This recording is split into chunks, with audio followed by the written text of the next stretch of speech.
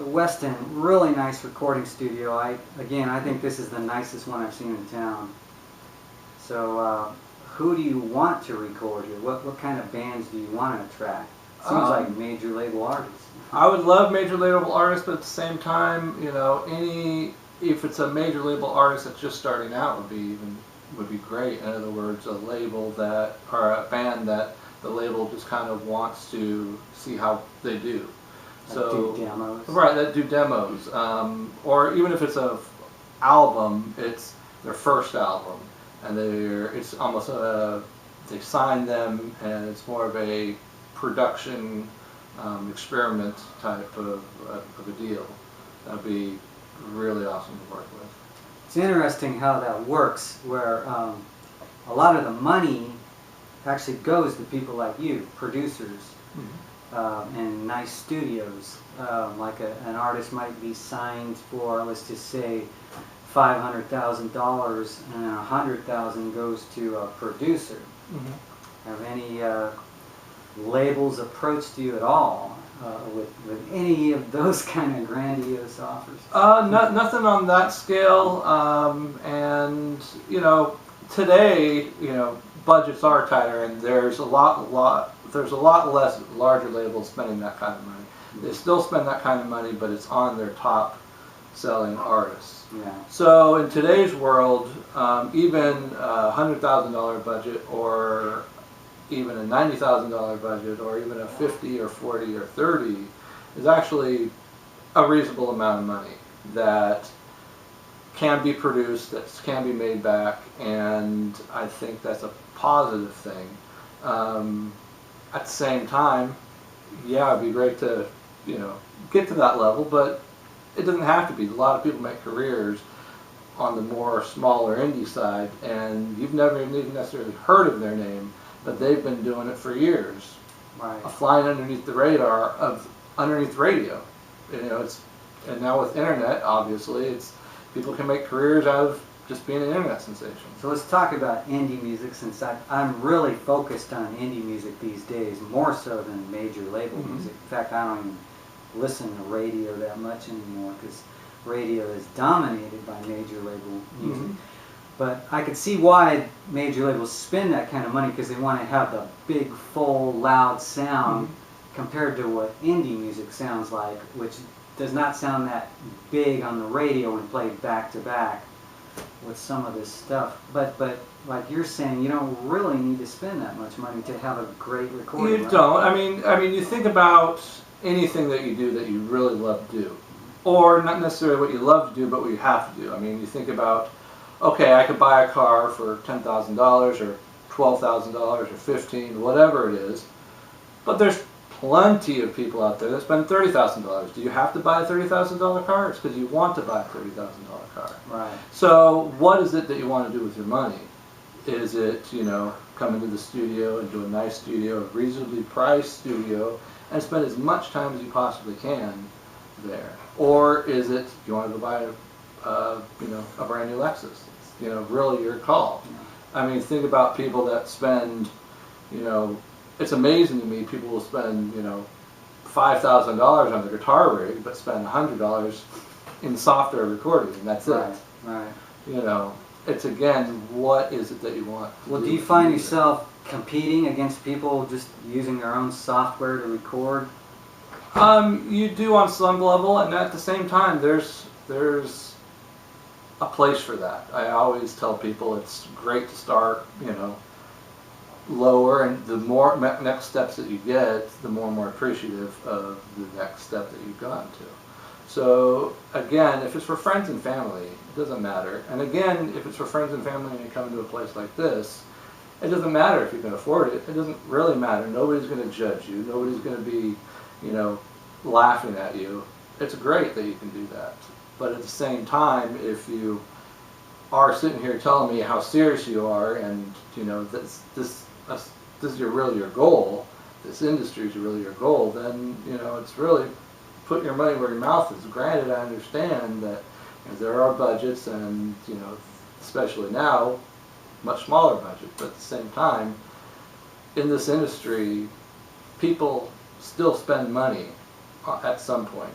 and to be able to, you know, get to that level where you can, because everybody knows somebody who's in a band. Everybody plays guitar. Everybody does something. Sings. Everybody sings.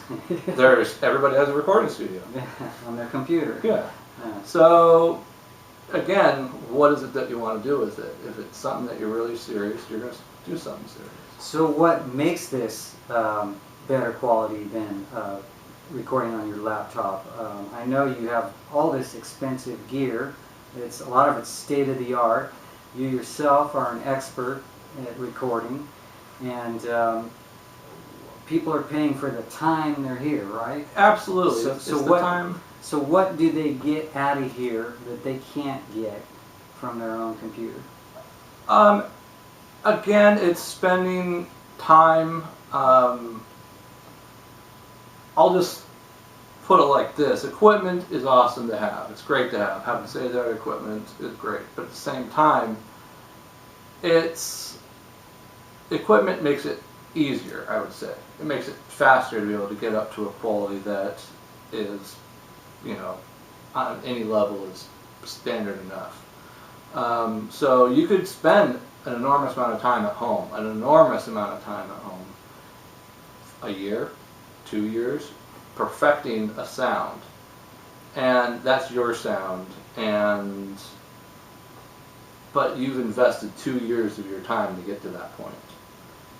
So you can speed up the time. I can speed up the time where, yeah, you have all this equipment, but there's also go-tos that, you know, if you know that you don't have the time, that I'm going to be able to select this piece of gear, this piece of gear, and this piece of gear, and we're just going to run, and I know it's going to sound good. And if someone says, I want to sound like so-and-so, you have the gear to make them sound that way. There's the gear, but then again, there's also the, you know, the talent. I mean, just because, we all know, just because you have a computer and capable of recording doesn't necessarily make it... Yeah, auto-tune doesn't make you good. Right. So, do you yourself judge the music here on a professional level as to not let mediocre stuff leave your studio? And that's a big thing. That is absolutely a big thing, is that if anybody in the room says, it needs to be redone, period. That's what I think being around professionals accomplishes. It encourages perfection, even though we don't ever get to perfection. But it encourages it to be, because a lot of people say, it's good enough. I like, you know, the sloppiness of the 60s and 70s, and that's, you know, honestly, it's BS, and on every level it's BS. And if anybody, and they'll say, oh, you're a drummer, you know, you'll catch these things, but, you know, it's okay because, you know, nobody else will catch it. Yeah. Again, just straight up BS. You're only fooling yourself when you say that. Because if you're trying to do something professional, this thing's going down on your permanent record.